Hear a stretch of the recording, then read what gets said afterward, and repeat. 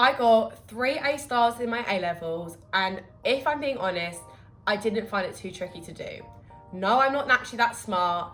I had to work quite hard for it, but it was a system I had in place that made it so easy for me to get A stars, and I'm gonna share that with you. Welcome back to the channel, guys. I'm the Light Up Tutor, and this is the Light Up Hub, the only channel you need for GCSE English.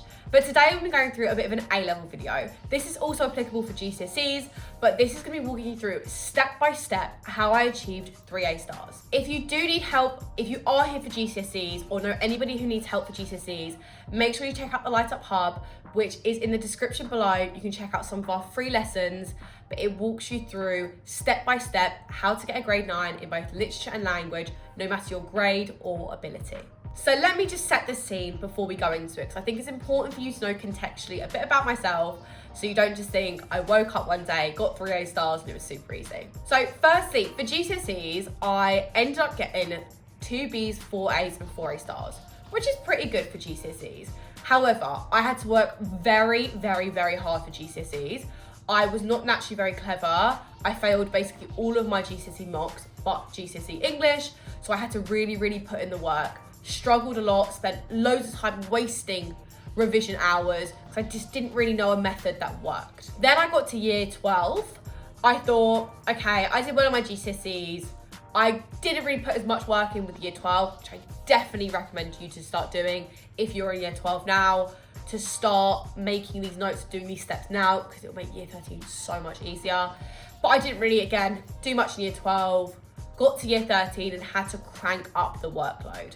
3 A levels, I wanted to get top grades, so that is what I was aiming for. And although I was predicted maybe, I think ABB, I wasn't aiming for that. And I also, just as a side note, don't recommend any of you guys to take your prediction grades like completely as true.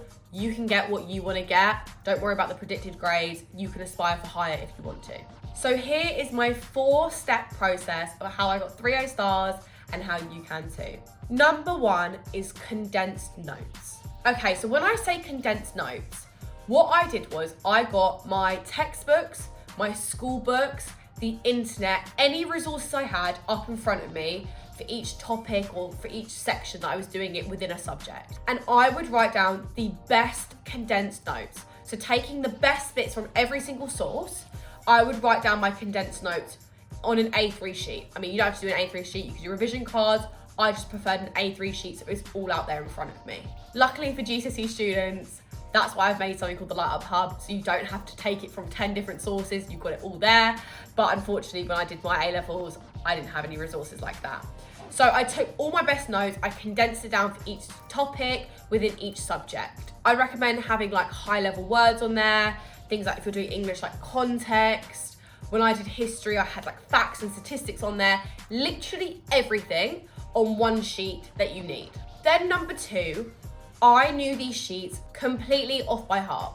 So we're not talking about having to revise through loads of different things that don't make any sense or that you don't really need. You've already got the absolute best revision notes that you can get and memorize those off by heart. I'm talking, if they're facts, I want every single fact on there. Go over it and over it and over it using different revision techniques we actually have on this channel, but make sure you know it off by heart. Then number 3 is I would plan out questions. Now, I would of course recommend writing up full questions, but for time constraints, I would plan out every single past paper question using my memorized knowledge. Because think, I've already got the best condensed notes.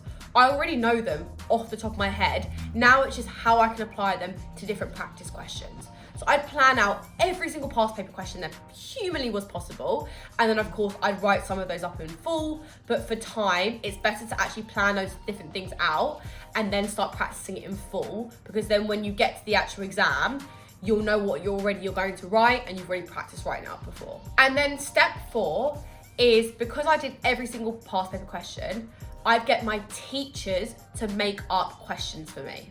That would be what I do for number 4. So I've already done every single past paper question there is possible. I would then pester my teachers to give me questions that haven't been assessed before, or potentially you could look on the internet for that. But what I would actually do, again, mirrored the exam setting, really helped my preparation, is I would get them to give me a question, but like fold it up so I couldn't see it beforehand. And then I would open it up and then write the full essay or write whatever it was that I was going to do, just like it would be in the exam. Because of course in the exam you haven't seen it before, you haven't had time to have a think about what you might write. I would write it all down and then write it as a full essay and then get them to mark it. So as a kind of 4-step process, condensed notes. Make sure all your best notes are in one place. Number 2, know them off by heart. Revise your notes completely off by heart. Know the facts, know the keywords, know everything.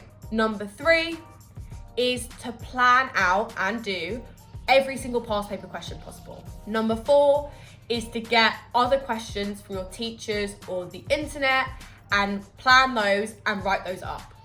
Top tip for that one, remember, write it up as if you're in an exam and try cover the question before you go to write it. And that, guys, honestly, is the best method I could recommend for revision. I do it with all my GCSE students now. I've taught it to other A-level students, and every single time it works.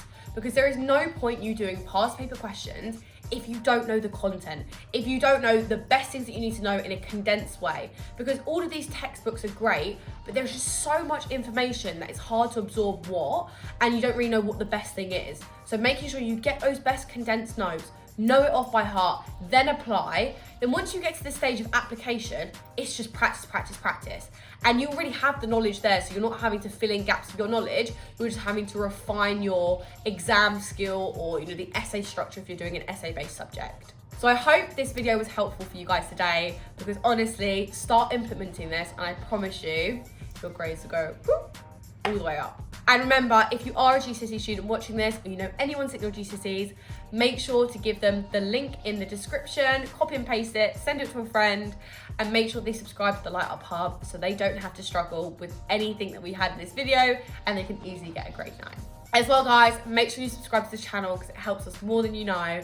And we're trying to get to 10,000 subscribers and we're gonna be doing a fun little giveaway when we do. Have the best day, guys, and I'll see you in the next video. Bye.